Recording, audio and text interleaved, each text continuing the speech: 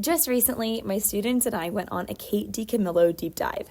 7 books in a row. We laughed, we teared up, and we had some incredible conversations along the way. So today, I want to give you a quick peek at each book and then share both my top 3 favorites as well as my students'. We didn't always agree, which made it even more fun, but one book definitely stole all our hearts. A quick note before we dive in, as a set, these books occasionally include mild profanity or mature themes.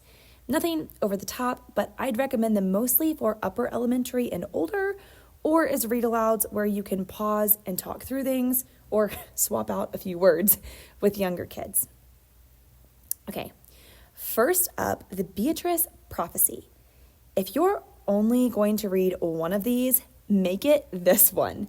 The Beatrice Prophecy is set in a medieval kingdom where a mysterious girl shows up at a monastery with no memory of who she is, only a prophecy that she will save the kingdom.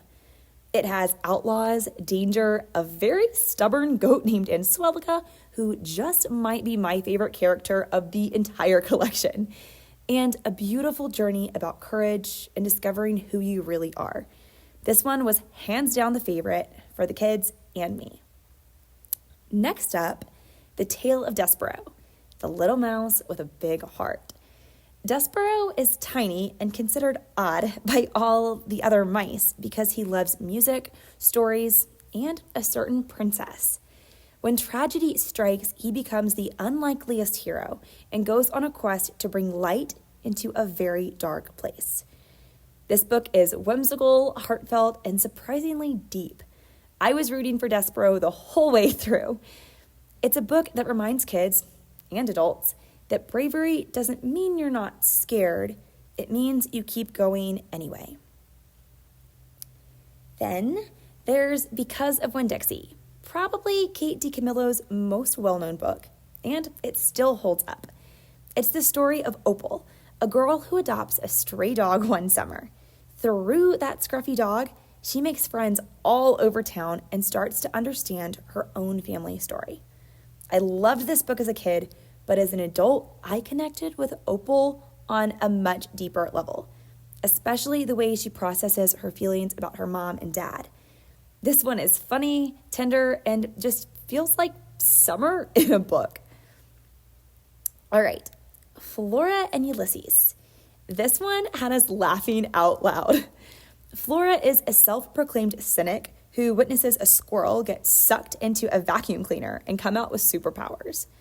What follows is an adventure full of comic panels, ridiculous moments, and some surprisingly heartfelt reflections about love and hope. I do want to mention Flora can be pretty sharp with her mom and other adults. And honestly, that gave me pause at first because I don't want that kind of behavior to be celebrated or modeled as an acceptable way to speak to grown-ups. So we used those moments to stop and talk about why Flora might be acting that way and chatted through better ways for her to express her feelings. It ended up being a great lesson for all of us about how to communicate frustration in a way that is still respectful. And you know what? Those conversations didn't slow us down. They actually made the book more meaningful because instead of laughing at Flora's sass, we were learning from it. Okay, the Miraculous Journey of Edward Tulane. Edward is a porcelain rabbit who is beautiful, but also selfish. When he gets lost, he ends up going on this long, heartbreaking journey, passed from owner to owner, and eventually learns to love along the way. This one is bittersweet and made for some quiet, thoughtful discussions. Some of my kids loved it. Others thought it was a little too sad. But that's the beauty of a read aloud. It invites kids to sit with big feelings and talk about them together in a safe and healthy environment. Next up, The Tiger Rising. This is a short book, but wow, it's heavy. Rob, the main character, finds a caged tiger in the woods, and the tiger ends up symbolizing all the emotions he's been keeping bottled up since his mom died. For me, this one was one of the tougher reads.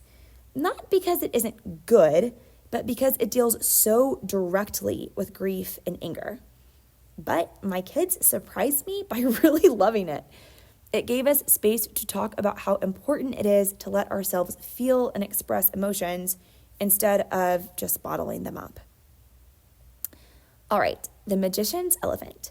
This one felt like a fairy tale. A fortune teller tells a boy that an elephant will lead him to his long-lost sister. And sure enough, an elephant mysteriously appears during a magic trick gone wrong.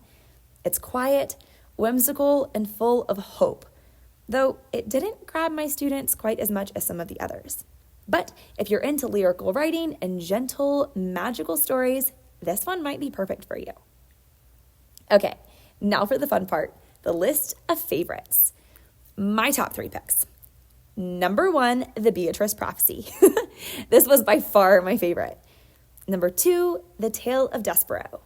Y'all, I completely fell in love with that little mouse. And number 3, Because of Winn-Dixie.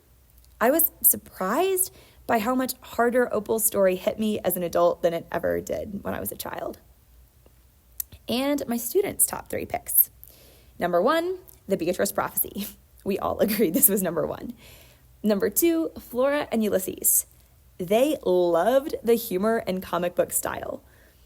And number 3 was actually a tie between Edward Tulane and The Tiger Rising, which made me laugh because those were my 2 least favorites. But that's the magic of reading with a group. Every book hits differently depending on where your heart is. I think that's one of the reasons Kate DiCamillo's work is so special. Her books aren't just stories, they're springboards for conversations about courage, forgiveness, grief, and kindness.